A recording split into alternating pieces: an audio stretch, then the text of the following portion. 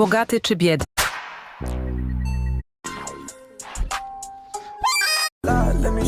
Zamiast płacić